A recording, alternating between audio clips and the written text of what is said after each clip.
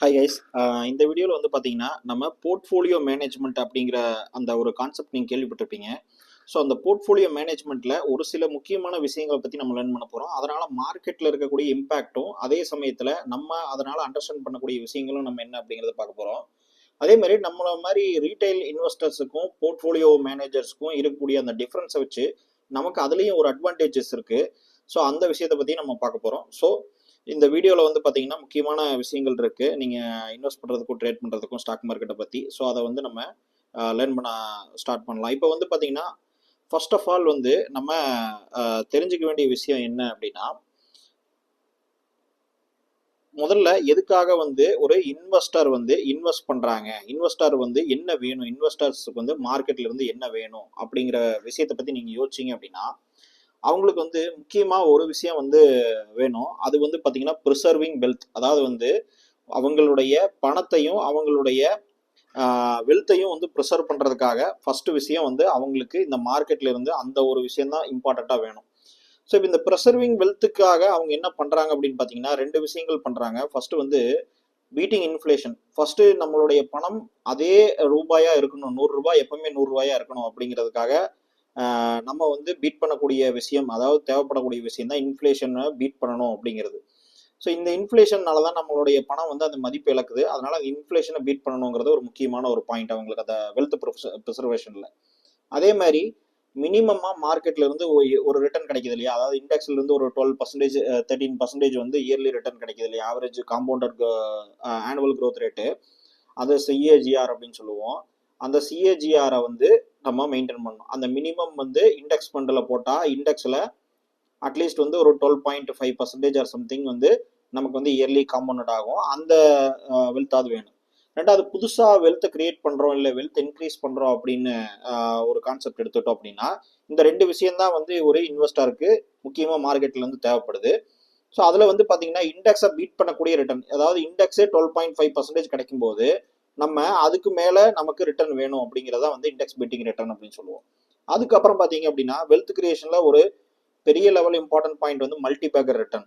அதாவது வந்து ஒரு ஸ்டாக்ல நீங்கள் இன்னைக்கு வந்து ₹1 இன்வெஸ்ட் பண்ணுறீங்கன்னா அது ஒரு 5 இயர்ஸோ 10 இயர்ஸோ கழிச்சு 10 ரூபீஸ் 20 ரூபீஸாக மாறும். அதாவது வந்து 10 டைம்ஸ் 20 டைம்ஸ் ரிட்டர்ன் கிடைக்கிறதா வந்து மல்டி பேக்கர் ரிட்டர்ன் அப்படின்னு நம்ம சொல்லுவோம். ஸோ இந்த ரெண்டு விஷயங்கள் தான் இம்பார்ட்டண்ட்டாக ஒரு இன்வெஸ்டர்ஸ்க்கு தேவைப்படும். அதில் முக்கியமான விஷயம் பார்த்தீங்கன்னா வெல்த் ப்ரிசர்வேஷன். ஏன்னா ஒரு 1000 கோடி 2000 கோடி 3000 கோடி 4000 கோடி வச்சிருக்கிற பீப்புள்ஸ் வந்து முதல்ல அந்த 4% இன்ஃப்ளேஷன் அவாய்ட் பண்ணாலே அவங்களுக்கு பெரிய லெவல் அமௌண்ட் வந்து சேவ் ஆகும். ஸோ அந்த 4% ரிட்டர்னாவது கிடைக்கணும் அப்படிங்கிறது வந்து அவங்களுடைய ஒரு இம்பார்ட்டண்டான ஒரு விஷயமா இருக்கும். இப்போ இந்த பீட்டிங் இன்ஃப்ளேஷன் அப்படிங்கிற இந்த கான்செப்டுக்கு வரோம்னு வச்சுக்கோங்க. இந்த பீட்டிங் இன்ஃப்ளேஷன் அப்படிங்கிறதா வந்து அவங்களுடைய முதல் டார்கெட். ஏன்னா வெல்த் ப்ரிசர்வேஷன்ல முதல்ல இருக்கிற பணத்தை காப்பாற்றணும் அப்படிங்கிறது தான் முதல் விஷயம். அப்போ அதுக்கு அவங்க யூஸ் பண்ணக்கூடிய ஸ்ட்ராட்டஜி, வெல்த் ப்ரிசர்வேஷனுக்கும் பேசிக் லெவல் ரிட்டர்ன் எடுக்கக்கூடியும் அவங்க இன்வெஸ்ட் பண்ணக்கூடிய அந்த போர்ட்ஃபோலியோ ஸ்ட்ராட்டஜி என்ன அப்படின்னு கேட்டிங்கன்னா ஒரு டைவர்சிஃபைடு வெல் டைவர்சிஃபைடு இன்வெஸ்ட்மெண்ட் அப்படின்னு சொல்லுவோம். அதாவது வந்து பல அசட் கிளாஸில் டிஃப்ரெண்ட்டாக டைவர்சிஃபை பண்ணி இன்வெஸ்ட் பண்ணுறது தான் வந்து வெல் டைவர்சிஃபைடு அப்படின்னு சொல்கிறோம். அதே மாதிரி லார்ஜ் கேப் ஸ்டாக்ஸ் ரொம்ப சேஃப்டி, ஹை சேஃப்டி ரிட்டர்ன் அப்படிங்கிறது தான் வந்து எதிர்பார்ப்பாங்க. அதனால லோ ரிட்டர்னாக இருந்தாலும் ஹை சேஃப்டி ரிட்டர்ன், பெரிய லெவலில் லாஸ் ஆகக்கூடாது அப்படிங்கிறதா வந்து இம்பார்ட்டண்ட்டாக இருக்கும். கம்மியான ரிட்டர்ன் எடுத்தாலும் பரவாயில்ல அப்படின்ட்டு. ஸோ இந்த 3 அப்ரோச்சையும் ஃபாலோ பண்ணும்போது ஆட்டோமேட்டிக்காக அவங்களுக்கு வந்து லோ ரிட்டர்ன் கிடைக்கும், ஆனால் அதே சமயத்தில் ஹை சேஃப்டி கிடைக்கும். ஸோ இப்போ இந்த மாதிரியான பாயிண்ட் ஆஃப் வியூவில் அவங்க இன்வெஸ்ட் பண்ணும்போது மெயினாக வந்து அவங்க ஃபண்டு மேனேஜர் கிட்ட போயிடுவாங்க. அதனால தான் வந்து மியூச்சுவல் ஃபண்டு இந்த மாதிரி இன்ஸ்டிடியூஷனல் இன்வெஸ்டர்ஸ் கிட்ட அதிகமான பணம் வந்து குவியறதுக்கும் அந்த பணத்தை அவங்க இன்வெஸ்ட் பண்ண வைக்கிறதுக்கும் காரணம் வந்து பார்த்தீங்க அப்படின்னா இந்த மாதிரியான டைவர்சிஃபைடு போர்ட்ஃபோலியோ மேனேஜ்மெண்ட் அப்ரோச் தான். இப்போ இதுல வந்து அசட் பில்டிங் அப்படின்னு சொல்லி ஒரு கான்செப்ட் இருக்கு. இந்த அசட் பில்டிங் அப்படிங்கிறது வந்து என்ன, அசட் பில்டிங் அப்படிங்கிறது என்ன அப்படின்னா இது வந்து ஒரு பேலன்ஸ்டு போர்ட்ஃபோலியோ அப்ரோச். எப்படி இருக்கும் பேசிக்ல இது வந்து மல்டிபிள் டைப் ஆஃப் ஸ்ட்ராட்டஜி இருக்குது. ஆனாலும் ஒரு பேசிக்கா எல்லாரும் காமனா யூஸ் பண்ணக்கூடிய ஒரு ஸ்ட்ராட்டஜி வந்து பாத்தீங்கன்னா இந்த ஸ்ட்ராட்டஜி தான்.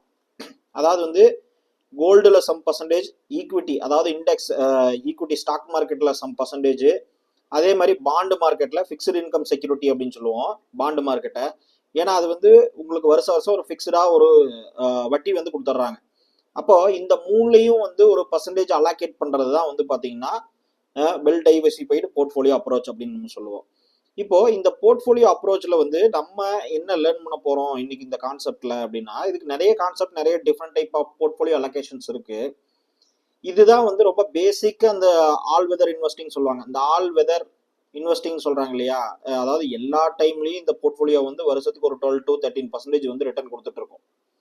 இந்த மாதிரியான அப்ரோச் வந்து பாத்தீங்கன்னா பேலன்ஸ்டு போர்ட்ஃபோலியோ அப்ரோச். இது வந்து ஒரு காமனான அப்ரோச். இது வந்து பாத்தீங்கன்னா ரொம்ப சேஃப்டியான அப்ரோச். இப்போ இந்த மாதிரி பண்றவங்க ஜாஸ்தியா இருக்கும். இதுல வந்து நமக்கு போர்ட்ஃபோலியோ ரீபேலன்சிங் அப்படின்னு சொல்லி ஒரு கான்செப்ட் இருக்கு. அந்த கான்செப்ட் தான் நமக்கு இந்த வீடியோல இம்பார்ட்டன்டான கான்செப்ட். இந்த போர்ட்ஃபோலியோ ரீபேலன்சிங் அப்படின்னா என்னன்னா, இப்போ எக்ஸாம்பிளுக்கு கோல்டுல இன்வெஸ்ட் பண்றாங்க, ஈக்விட்டியில இன்வெஸ்ட் பண்றாங்க, பாண்டில் இன்வெஸ்ட் பண்றாங்கன்னு வச்சுக்கோங்க. அதுல வந்து எவ்வளவு பர்சன்டேஜ் இன்வெஸ்ட் பண்ணாங்கன்னா அப்ராக்சிமேட்டா டிஃப்ரெண்ட் டைப்பா பர்சன்டேஜ் வச்சிருப்பாங்க. ரொம்ப காமனான அப்ரோச் பண்ற பர்சன்டேஜ் வந்து பாத்தீங்கன்னா கோல்டுல வந்து 10% இன்வெஸ்ட் பண்ணுவாங்க. அதாவது வந்து டோட்டலா 1000 ரூபாய் இன்வெஸ்ட் பண்ண போறீங்கன்னா கோல்டுல வந்து 100 ரூபாய் இன்வெஸ்ட் பண்ணுவாங்க 10%. அதே மாதிரி ஈக்விட்டியில ஸ்டாக் மார்க்கெட் இண்டெக்ஸ்ல வந்து பாத்தீங்கன்னா டோட்டலா எல்லா ஸ்டாக்ஸ்லயுமே 700 ரூபாய் இன்வெஸ்ட் பண்ணாங்க. அதாவது 70% அதுக்கு அலாக்கெட் பண்ணுவாங்க. அதே மாதிரி 200 ரூபா பாத்தீங்க அப்படின்னா 20% அது வந்து பாண்டுக்கு அலாக்கெட் பண்ணுவாங்க. இப்படித்தான் வந்து அவங்களுடைய போர்ட்ஃபோலியோ அப்ரோச் இருக்கும். இப்போ இதுல பாத்தீங்க அப்படின்னா நீங்க அதுல ஒரு 1 இயர்ல ஒரு ரிட்டர்ன் கிடைக்குதுன்னு வச்சுக்கோங்க. அதுல வந்து இப்போ கோல்டுல வந்து ஒரு 10% கிடைச்சிருச்சு. அதே மாதிரி 10 ருபீஸ். இப்போ ஈக்விட்டியில பாத்தீங்கன்னா 200 ருபீஸ் ஒரு ப்ராஃபிட் கிடைச்சிருக்கு. பாண்ட்ல பாத்தீங்கன்னா 10 ரூபா ப்ராஃபிட் கிடைச்சிருக்கு. அப்போ டோட்டலா பாத்தீங்கன்னா 120 ருபீஸ் கோல்டுலையும் 900 ருபீஸ் வந்து ஈக்விட்டிலையும் அதே சமயத்துல 210 ரூபா வந்து பாத்தீங்கன்னா பாண்ட்லயும் கிடைச்சிருக்கு. இதை பர்சன்டேஜ் கணக்கு பாத்தீங்கன்னா நீங்க வந்து கோல்டுல இப்போ டோட்டலா நமக்கு கிடைச்ச ரிட்டர்ன் எவ்வளோன்னு கேட்டீங்கன்னா 13%, 1130 ரூபான்னு வச்சுக்கோங்க. சாரி, இதுல வந்து மிஸ்டேக் இருக்குன்னு நினைக்கிறேன். 900 200 போட்டீங்கனாலே 1000 1100 1130க்கு மேலேயே வரும். ஓகே, ஸோ இப்போ வந்து பார்த்தீங்க அப்படின்னா இது வந்து ஒரு ஒரு டோட்டலாக ஒரு ஓவராலாக ஒரு இன்வெஸ்ட்மெண்ட்டு கிடச்சிருக்குன்னு வச்சுக்கோங்க. ஸோ இப்போ வந்து ஜஸ்ட் வந்து ஒரு ஓவராலாக ஏதாவது ஒரு அமௌண்ட் கிடச்சிருக்கு. அதில் வந்து 13% ரிட்டர்ன் அப்படின்னு நீங்கள் எடுத்துக்கங்களேன். இந்த 30% ரிட்டர்ன் நீங்கள் வச்சுக்கங்க. இது கால்குலேட் பண்ணிக்கங்க, கூட்டிக்கங்க. இப்போ இந்த அமௌண்ட் கிடைக்குது அப்படின்னா இந்த அமௌண்ட்ல 900 ரூபாங்கிறது எத்தனை பர்சன்டேஜ் அப்படின்னு பார்க்கணும். ஓகேங்களா?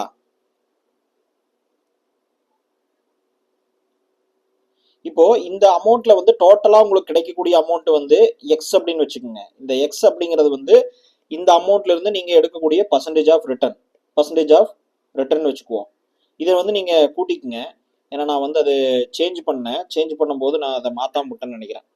ஸோ இப்போ நம்ம கான்செப்டை மட்டும் புரிஞ்சுங்க. இப்போ 1000 ரூபாய் நீங்க இன்வெஸ்ட் பண்றீங்க அப்படின்னா இது வந்து ஒரு எக்ஸ் அமௌண்ட் வளருது. அதுல வந்து பர்சன்டேஜ் ரிட்டர்ன் கால்குலேட் பண்றீங்க. இப்போ ஒவ்வொன்றும் தனித்தனியா வளர்ந்துருக்கும். இப்போ வந்து கோல்டு வந்து ஒரு பர்சன்டேஜ் ரிட்டர்ன் கொடுத்துருக்கோம், ஈக்விட்டி வந்து ஒரு பர்சன்டேஜ் ரிட்டர்ன் கொடுத்துருக்கோம், பாண்டு வந்து ஒரு பர்சன்டேஜ் ரிட்டர்ன் கொடுத்துருக்கோம். அப்போ ஓவராலா பர்சன்டேஜ் ரிட்டர்னை கால்குலேட் பண்ணீங்கன்னா நமக்கு வந்து பாத்தீங்கன்னா இது வந்து 10.61%, இது வந்து 79% வந்து இந்த போர்ட்ஃபோலியோல டோட்டலா ஈக்விட்டி வந்து டோட்டல் அமௌண்ட் எவ்வளவோ அந்த டோட்டல் அமௌண்ட்ல இது 10% ஆகும், இது 79% ஆகும், இது 18% ஆகும் இருக்கும். ஆனா நம்மளுடைய போர்ட்ஃபோலியோ அப்ரோச் என்ன, பேலன்ஸ்டு அப்ரோச் என்னன்னா நம்ம வந்து 70% வந்து ஈக்விட்டியில இருக்கணும், 10% வந்து கோல்டுல இருக்கணும், அதே மாதிரி பாண்ட்ல வந்து 20% இருக்கணும்.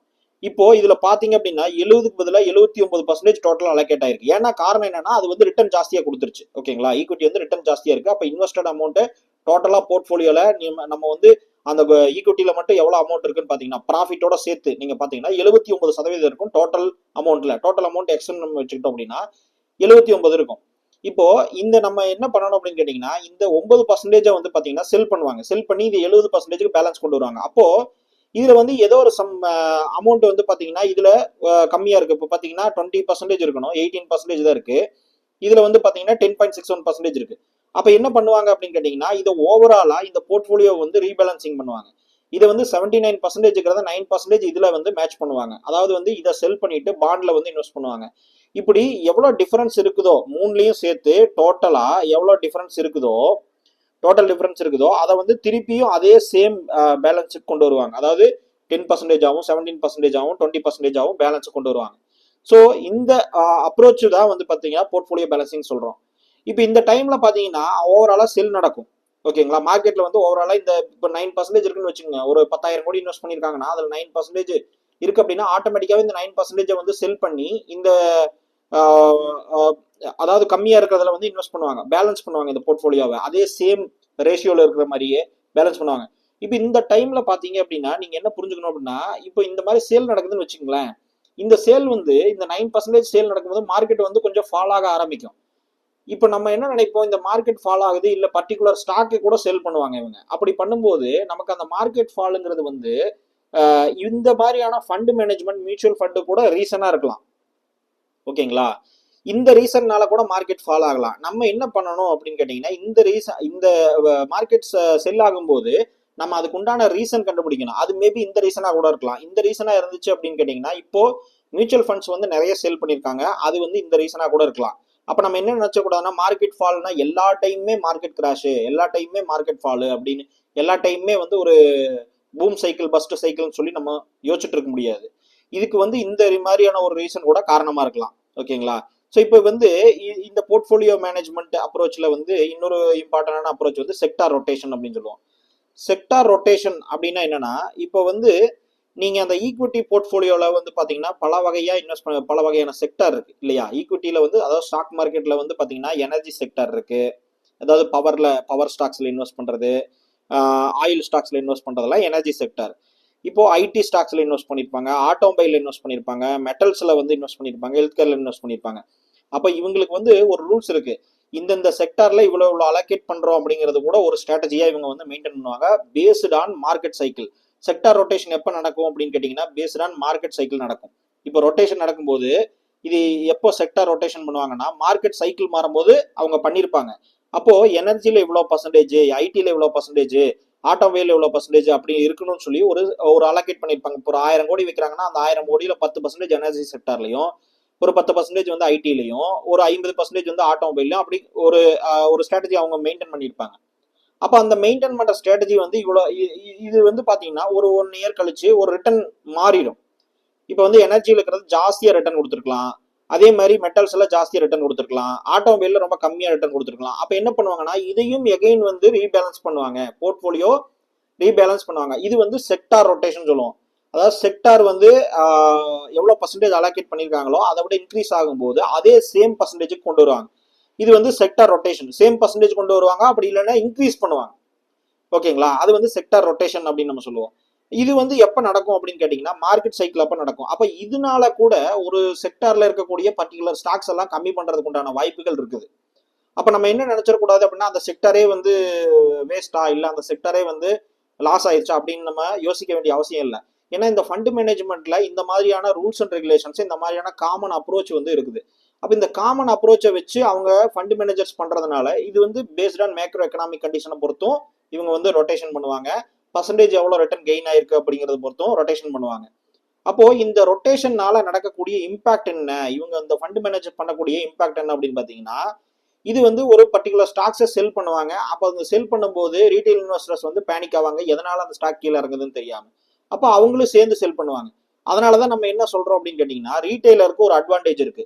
இப்ப நீங்க பாத்தீங்கன்னா ராகேஷ் ஜுன்ஜுன்வாலாவோ இல்ல வந்து ராகேஷ் தமனியோ, சாரி ரமேஷ் தமனியோ, அதே மாதிரி பொறிஞ்சு வெளியாத்தோ, விஜய் கேடியாவோ, நிறைய இன்வெஸ்டர்ஸ் இருக்காங்க. அவங்க எல்லாம் மல்டி பேக்கர் லெவல்ல ரொம்ப பெரிய ரிட்டர்ன் எடுத்த இன்வெஸ்டர்ஸ். அப்ப ஏன் மார்க்கெட்ல ஃபண்ட் மேனேஜ்மெண்ட் பண்ணக்கூடிய இன்ஸ்டிடியூஷனல் இன்வெஸ்டர்ஸ், போர்ட்ஃபோலியோ இன்வெஸ்டர்ஸ் எல்லாம் அந்த அளவுக்கு ரிட்டர்ன் எடுக்கல அப்படின்னு கேட்டீங்கன்னா, அவங்களுக்கு இந்த மாதிரியான லிமிடேஷன்ஸ் இருக்கு. ஓகேங்களா? இதை இவ்வளவு மெயின்டைன் பண்ணணும், இதை வந்து இவ்வளவு மெயின்டைன் பண்ணணும், இந்த மாதிரியான ரொட்டேஷன் பண்ணணும் அப்படிங்கிற மாதிரி ரொம்ப சேஃபஸ்ட் அப்ரோச் தான் வந்து அவங்க அப்ரோச் பண்ணுவாங்க. அப்போ அவங்க செல் பண்றப்போ மார்க்கெட்ல வந்து பெரிய லெவல்ல செல்லிங் நடக்கிறப்போ நம்ம மக்கள் என்ன ஆயிருவாங்கன்னு பாத்தீங்கன்னா பேனிக் ஆயிருவாங்க. ஸோ ரீட்டைலர்ஸ் வந்து செல் பண்ண ஆரம்பிச்சிருவாங்க. அதனாலதான் சொல்றேன், ரீட்டைலர்ஸ்க்கு ஒரு அட்வான்டேஜ் இருக்கு. இந்த போர்ட்ஃபோலியோ மேனேஜ் பண்ண முடியாத விஷயங்களை இண்டிவிஜுவல் இன்வெஸ்டர்ஸ் பண்ண முடியும் அப்படிங்கிறதுனாலதான் ராகேஷ் ஜுன்ஜுன்வாலாவோ விஜய் கேடியாவோ அதிக அளவு ரிட்டர்ன் எடுக்கிற காரணம். ஏன்னா இவங்கெல்லாம் வந்து ஒரே செக்டார்லயோ ஒரே ஸ்டாக்லயோ அதிகமான ரிட்டர்ன் வரணும் தெரிஞ்சா கூட அவங்களால இன்வெஸ்ட் பண்ண முடியாது. ஓகேங்களா? அந்த ஃபண்ட் அலோகேட் பண்ண முடியாது. அப்போ அந்த செக்டருக்கு ஏன்னா ஓவரா போயிடும். ஓகேங்களா? அதனால அலோகேட் பண்ண முடியாது. இந்த ரூல்ஸ் படி அலோகேட் பண்ணா அவங்க வந்து குறைச்சுதான் ஆகணும்.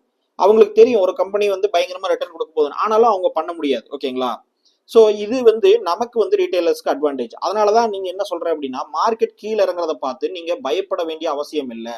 அதுக்கு வந்து நீங்க வேல்யூஷன் நீங்க லேர்ன் பண்ணணும், அனலைஸ் பண்றது மெத்தட்ஸ் என்ன மெத்தட்ஸோ அதை லேர்ன் பண்ணணும், அதுதான் மேட்டர் அப்படின்னு நான் சொல்றேன்.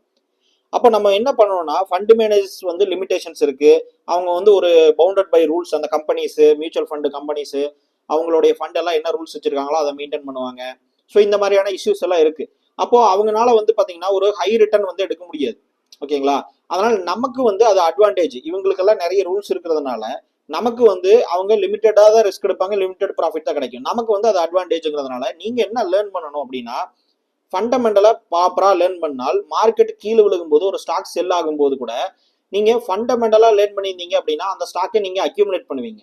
இல்ல அப்படின்னு கேட்டீங்கன்னா நீங்களும் சேர்ந்து செல் பண்ண ஆரம்பிச்சு மார்க்கெட்டோடைய ஸ்டேட்டஸ் கோல ஆட் ஆயிருவீங்க. அப்புறம் பார்த்தா திடீர்னு அந்த மார்க்கெட் அது பார்த்தீங்கன்னா 100% ரிட்டர்ன் கொடுத்துருக்கும் அந்த ஸ்டாக் வந்து அடுத்த இயர்லயே.